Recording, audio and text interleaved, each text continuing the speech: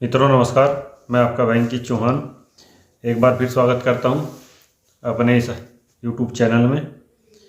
उम्मीद है दोस्तों कि आप सभी लोग अच्छे होंगे। साथियों, आज हम लोग बात करेंगे उत्तर प्रदेश सूचना अधिकार नियमावली 2015 जो है दोस्तों, उसकी सेक्शन 8 पर। सेक्शन 8 में दोस्तों क्या बताया गया है, आयोग द्वारा नोटिस की तामील। यानी कि दोस्तों आयोग जो है नोटिस की जिस तरीके से तामील कराएगा उसके बारे में और भी बातें हैं दोस्तों, किस प्रारूप पर कराएगा, ये सारी जो है इस सेक्शन 8 में बताया गया है। तो दोस्तों ये जो नियमावली है ये मेरे पास है, और सेक्शन 8 में जो लिखा गया है इसके बारे में मैं दोस्तों आपको पढ़कर बताऊंगा, जैसा कि इसी में बताया गया है। किसी शिकायत या अपील पर किसी सुनवाई में आयोग प्रारूप 16 में किसी पक्षकार को नाम से नोटिस की तामील करा सकेगा।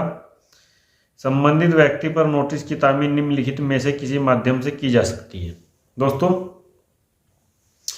अब जो संबंधित व्यक्ति है जिसके यहाँ नोटिस जाना है, जिसे के यहाँ जो है नोटिस की तामील करानी है, उसके यहाँ दोस्तों जो तामील है वो निम्नलिखित माध्यम से की जा सकती है। यानी कि दोस्तों अब वो निम्नलिखित माध्यम क्या है ये इस नियमावली में 1, 2, 3 कर बताया गया है, तो मैं ये भी आपके सामने स्टेप बाय स्टेप दोस्तों पढ़ देता हूँ। यथास्थिति शिकायतकर्ता, अपीलकर्ता या प्रतिवादी द्वारा तामील करा के। दोस्तों यथास्थिति यानी कि वर्तमान में मौका वारदात पर जो भी है, शिकायतकर्ता अपीलार्थी या प्रतिवादी द्वारा तामील करा के। ये तो हो गया दोस्तों नंबर 1। नंबर 2, आदेशिका वाहक के माध्यम से दस्ती परिधान द्वारा।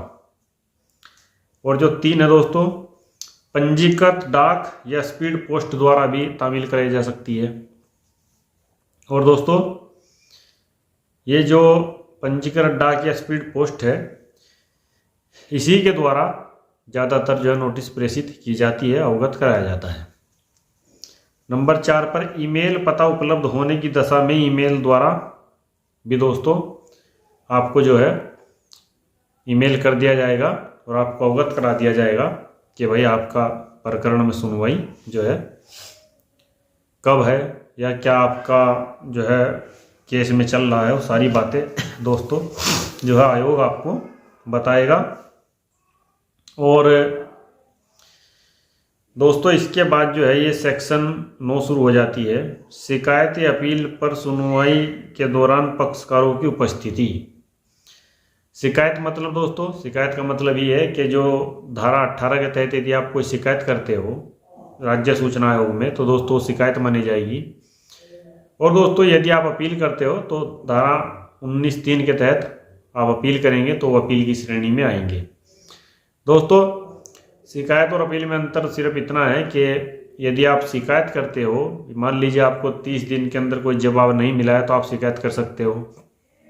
और यदि दोस्तों आपको जो सूचना 30 दिन के बाद मिली है वो आपको सूचना गलत मिली है, या फिर आपको भ्रामक सूचना दी गई है, या फिर दोस्तों जो सूचना आपने मांगी थी वो सूचना ना देकर कोई सूचना अलग से ही आपको दे दी गई है उठाकर, तो ऐसी स्थिति में दोस्तों आप धारा 18 के तहत शिकायत भी कर सकते हो स्टेट इन्फॉर्मेशन कमीशन में, या फिर यदि आपका मामला केंद्रीय सूचना मतलब केंद्र सरकार का है तो आप दोस्तों CIC में इसकी अपील कर सकते हो।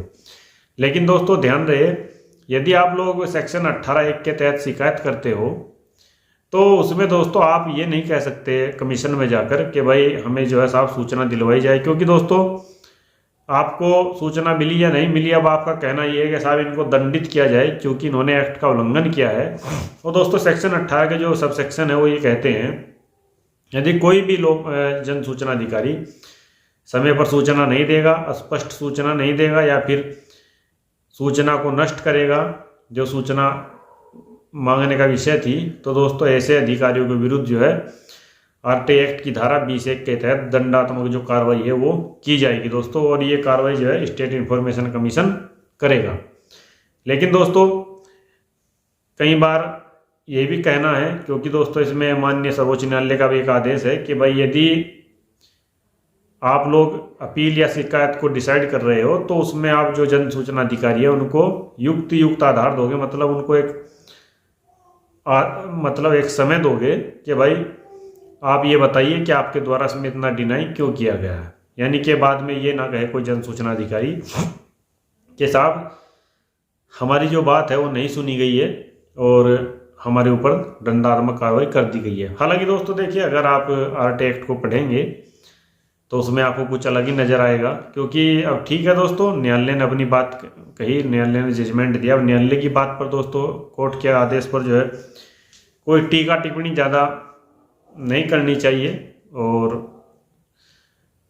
लेकिन जो एक्ट है दोस्तों, आरटीआई अधिनियम है जो, उसमें देखिए स्पष्ट लिखा गया है कि यदि 30 दिन के अंदर कोई भी जन सूचना अधिकारी आपको कोई भी प्रत्युत्तर नहीं देता है, सूचना नहीं देता है, तो वो जन सूचना अधिकारी धारा 20(1) के तहत उसके विरुद्ध दंडात्मक कार्रवाई जो है वो होनी ही होनी है। यानी कि उसी दिन से उसके ऊपर 250 रुपये के हिसाब से प्रतिदिन के हिसाब से जो है जुर्माना लगेगा। और ये जुर्माने की राशि जो है दोस्तों 25,000 रुपये से अधिक नहीं होगी। लेकिन खैर दोस्तों, अब जैसे जैसे समय बीता, कोर्ट ने भी, न्यायालयों ने भी इसकी समीक्षा की, देखा कि आरटीआई कानून किस दिशा में जा रहा है, क्या इसकी स्थिति है। खैर साथियों, वो न्यायालय का काम है। तो आज हमने इस उत्तर प्रदेश सूचना अधिकार नियमावली की जो सेक्शन 8 है, इसके बारे में मैंने आपको बताया। और दोस्तों बीच बीच में मैं इस आरटीआई अधिनियम के भी वीडियो बनाता रहता हूँ। तो साथियों, जल्दी मुलाकात होगी आपसे किसी दूसरे वीडियो में। दोस्तों मैं हूं अंकित चौहान, यूट्यूब चैनल ग्रामीण हेल्प अंकित चौहान से।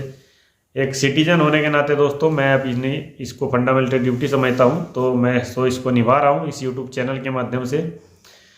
तो मुलाकात होगी दोस्तों जल्दी आपसे, तब तक के लिए साधारण।